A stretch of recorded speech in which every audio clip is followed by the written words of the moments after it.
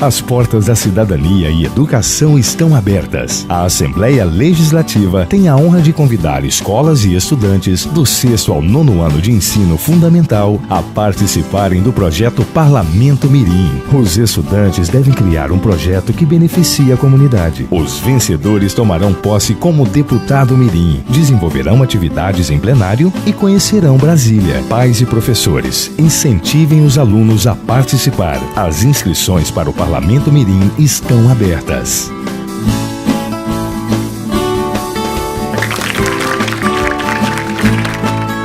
Assembleia Legislativa. Você participa.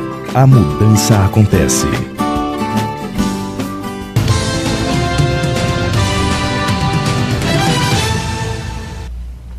Olá, estamos há uma semana, menos de uma semana, na verdade, do segundo turno das eleições em Cuiabá. E hoje nós vamos entrevistar o juiz auxiliar da presidência do Tribunal Regional Eleitoral de Mato Grosso, Lídio Modesto da Silva Filho. Obrigada pela sua presença aqui no RDTV.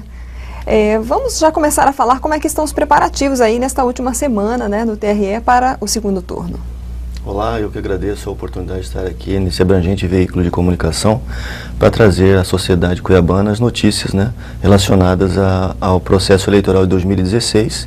Cuiabá é a única cidade de Mato Grosso ainda que terá segundo turno, tem a possibilidade de ter segundo turno. E os preparativos para a eleição, eles se iniciam quando findam uma eleição. Então nós estamos trabalhando neste processo eleitoral desde a eleição de 2014, né, terminada a eleição de 2014, nós já iniciamos o processo. Como a funila para somente uma cidade ter eleição, o sistema de organização feito pelo TRE é o mesmo do primeiro turno. Acontece que agora nós diminuímos o tamanho, mas a estrutura feita para realizar a eleição no dia 30 é a mesma que foi no dia 2. Nós teremos o sistema de distribuição de urnas, existe toda uma logística que a gente realiza. O sistema de segurança também é mantido, segurança no sentido lato do termo, né? Segurança do eleitor, segurança daqueles que trabalham no processo eleitoral, segurança de magistrados, promotores, de todos aqueles envolvidos no processo, também será mantido. Como agora nós diminuímos o número de efetivo feito na segurança para todo o estado, nós vamos agora ampliar a segurança em Cuiabá. Ou seja, nós teremos um número maior de policiais agora em Cuiabá no segundo turno das eleições, policiais fixos nos locais de votação, e são 161 locais de votação em Cuiabá, e também o policiamento feito por rondas. O número de servidores e mesários, né, envolvidos em Cuiabá vai continuar o mesmo? Continua o mesmo, né, o mesmo processo, mesários convocados, pessoas já foram treinadas, né, e o sistema de segurança é que amplia. Nós temos um gabinete de gestão integrada composto pelo TRE, evidentemente, né, Justiça Eleitoral, pela Polícia Federal, pela Polícia Rodoviária, pela Polícia Militar, Polícia Civil, serviços de inteligência, concessionária de energia elétrica e de água, porque nós não podemos ficar sem energia no dia da eleição, e toda a logística também está montada, inclusive o gabinete de crises que é instalado no dia da eleição, na véspera, na verdade, lá na Secretaria de Segurança Pública, onde todo o monitoramento da capital será realizado por toda essa força de segurança. Vai ter também aquela votação que é auditada, como teve no primeiro turno? Sim, teremos também a votação paralela, exato, né, que é um sistema de auditoria que comprova a regularidade do processo realizado pela urna eletrônica, né, que entrega a urna eletrônica a confiabilidade do aparato tecnológico, mas ao invés de 3 urnas, serão auditadas 2 urnas apenas, uma da Baixada daqui do centro da cidade e outra daqui do entorno. Uma dúvida que às vezes o eleitor tem, se ele não votou no primeiro turno e ainda não justificou, ele pode votar no segundo turno? O nome dele vai aparecer na listagem? O nome dele aparecerá na listagem, ele pode se dirigir até a urna eletrônica, munido de um documento oficial com foto se for cadastramento biométrico, ou com seu título de eleitor, se ele não tiver. O documento com foto vale em qualquer situação. O que acarreta algum tipo de problema para o eleitor é se ele deixa de comparecer em 3 pleitos consecutivos, abrangendo o primeiro e o segundo turno e mais uma eleição. Aí ele tem o título cancelado, aí é uma série de problemas que ele tem, que são acarretados aí para o eleitor que deixa de votar. Mas como ele não votou no primeiro turno, se ele não votou, ele vai votar normalmente, mas ele deve se dirigir até o cartório eleitoral para fazer a sua justificativa de voto. Existe um prazo para isso, o prazo finda agora em dezembro. Se ele não fizer essa justificativa, aí incide multa contra ele. Quanto ao orçamento para o segundo turno do TRE, doutor Lídio, qual é esse orçamento? O orçamento é pouco mais de R$2 milhões.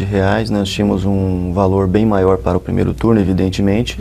Nós temos um custo eleição muito alto, nós somos, parece-me que o 7º do Brasil mais caro, em razão da situação geográfica, né? Nós temos um bioma bastante complexo, com 3 ecossistemas, nós temos floresta amazônica, cerrado e pantanal, e cada um ecossistema desse faz com que nós temos uma logística diferenciada. Isso faz com que o voto fique um pouco mais caro. Nós temos que entregar urna de barco, urna de trator, urna de aeronave, até mesmo helicópteros são utilizados para poder levar a urna nos rincões mais distantes do estado de Mato Grosso, que tem uma dimensão continental. Isso torna um pouco caro, mas agora, reduzindo para só a cidade de Cuiabá, certamente vai ficar mais tranquilo este processo. Inclusive, o resultado da eleição será, evidentemente, bem mais rápido, né? Nós estamos trabalhando com, no máximo, 1 hora, já termos aí quem será o novo prefeito de Cuiabá. Isso, então, finalizando a apuração, às 5 imediatamente já se começa, finalizando a votação, já se começa a apuração? Imediatamente já começa a apuração, porque nós temos um sistema que chama JE Connect, que do próprio local da votação a gente já consegue transmitir para o Centro de Eventos de Pantanal, onde vai ser realizada a totalização. De imediato, não precisa mais aquele deslocamento que tínhamos antigamente. Nós estamos fazendo um sistema descentralizado de totalização, então todos esses locais encaminham para nós. Imediatamente a gente já tem o resultado. Será muito rápido. Bom, a população tem visto nesses últimos dias uma guerra de liminares entre os dois candidatos, né? Agora no segundo turno, a Prefeitura de Cuiabá. De que forma o TRE se estrutura para dar uma eficiência para esses resultados, né? Para que se evite ao máximo que depois das eleições ainda tenham consequências aí dessa guerra, digamos, né? A Justiça Eleitoral trabalha com um princípio igualitário de tratamento de candidatos. Né? Todos eles possuem direitos iguais, não existe benefício ou vantagem para quem quer que seja, mas evidentemente que eles podem lançar mão de recursos jurídicos, e nós temos visto ultimamente, infelizmente, uma judicialização do processo eleitoral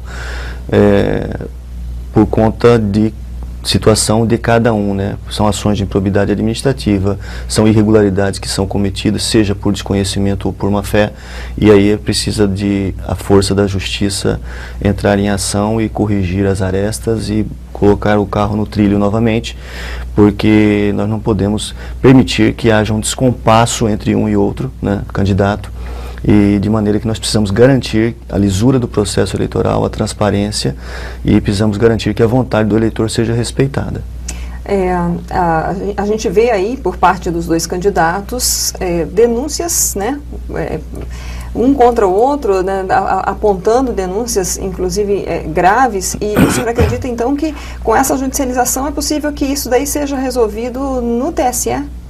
Pode ser que sim. É possível que sim. Existe um processo novo de marketing, né? Com o avanço da psicologia, existe um processo na propaganda eleitoral que inebria o eleitor, e existe uma novidade também que nós temos visto recentemente, que é um processo de desconstrução de imagens. Né? Isso torna o processo eleitoral estranho. Eu não sei se o eleitor gosta disso ou não, mas tem sido utilizado com frequência, e esse processo de construção, às vezes, ele, como diz o cidadão, como pula o corguinho, né? Então é preciso que haja uma correção, né, um freio nesse processo como um todo por parte da Justiça, e daí o número gigantesco de ações judiciais propostas reciprocamente entre os candidatos. Isso não traz uma certa insegurança jurídica? Não traz insegurança jurídica, porque na verdade a Justiça aplica a lei, né? A lei está aí para ser aplicada, e a força que aplica essa lei é o Poder Judiciário. Se existe algum tipo de descumprimento de lei, o Poder Judiciário faz a correção imediatamente. Em Cuiabá houve um grande número de abstenções brancos e nulos, né? Inclusive foi maior do que a votação do candidato que recebeu o maior número de votos. A gente viu dados do próprio TRE, 20%, né, do eleitorado de Cuiabá faltaram. O senhor acredita que haverá aí um número maior em comparação ao primeiro turno? Porque inclusive tem candidato que perdeu no primeiro turno que está chamando a população para votar nulo. É um processo de desconstrução da democracia, esse chamado, né? Infelizmente existe esse tipo de comportamento. O que deve haver, na verdade, é a participação maciça da população. O voto é obrigatório, mas a multa é muito pequena, então às vezes é melhor não ir. Eu acredito que esse número elevado, é muito subjetiva a opinião, seja por conta do cenário político desgostoso que nós temos visto nos últimos tempos. Isso faz com que o eleitor fique desmotivado, talvez, para ir votar. Mas ele precisa ter a consciência, o cidadão precisa ser melhor politizado para ter essa participação, porque se você deixa de votar, você potencializa outro cidadão, né? Porque se você não vai, um número tão grande desse como vai, faz com que uma pequena parcela da sociedade decide quem é que vai governar o município, ou governar o estado, ou até mesmo o país. Isso faz com que você entregue a chave do cofre, às vezes para alguém que não seja aquela pessoa que você desejasse que estivesse ali, né? E nós temos a possibilidade de votar em branco e nulo, né? Existe uma diferença entre esses dois. Isso de forma alguma interfere no resultado da eleição, votar em branco ou nulo, mas é necessário que haja uma consciência social de participação democrática no processo e que possamos daí sim escolher aquele que melhor possa ocupar a gerência de Cuiabá. Bom, para a gente encerrar, doutor Lídio, a gente sabe, e muitas vezes a mídia ela divulga bastante, né, o que pode, o que não pode no dia da eleição, mas apenas para lembrar o que o eleitor e os cabos eleitorais aí não podem fazer no dia da eleição, o que é proibido. O que é proibido no dia da eleição é geralmente aquilo que é proibido sempre, né? A captação ilícita de sufrágio, quer dizer, a compra de voto. É bom que se saiba que não somente quem compra, mas quem vende são incriminados pelo Poder Judiciário. A pena pode chegar até 4 anos de cadeia, e para o candidato as consequências são ainda mais danosas, né? Porque ele pode ficar inelegível por até 8 anos, perder o cargo se eleito for, ter seu registro cassado. São danosas as consequências.